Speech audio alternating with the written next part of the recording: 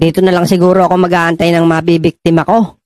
Pare, paano na to? Madami pa ininom natin. Wala na tayong pulutan. Oo nga pre, wala na nga akong pambili. Ayun pre oh, kaso ng kapitbahay natin. Ba, mga lukong ito ah. Parang pinagpaplanuhan ako ng mga ito ah. Oo nga pre, masarap yung gawing kaldereta.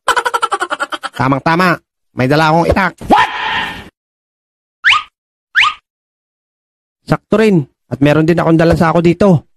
Naloko na. Gagawin pa ata akong pulutan ng mga ito. Tara na pre, huliin na natin.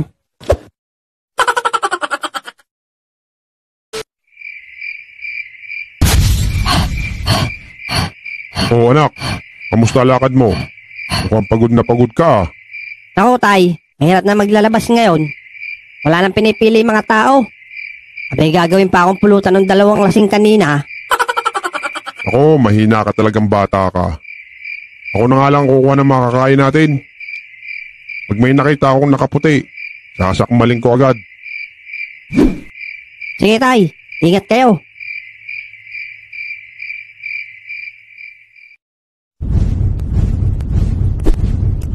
Ay nako, di talaga maasa na mag-ina ko pagdating sa pagkuha ng makakain. Hoy pare, kamusta? Asan si Mare? Ikaw, ayun, iniwan ko doon.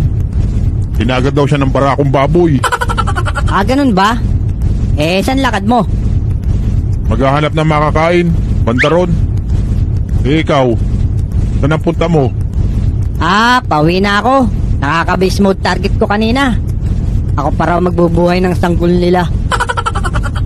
Hahaha. Sige Mare, una na ako. Sige. Parang malas din ata siya ngayong gabi ah.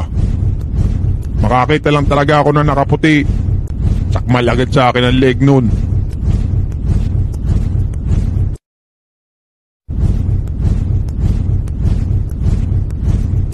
Ayun, may tao sa malaking bahay.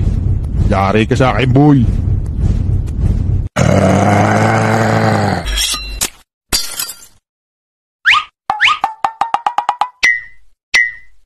Ay gagi, ang tigas. Hindi pala tao to. Rebulto pala.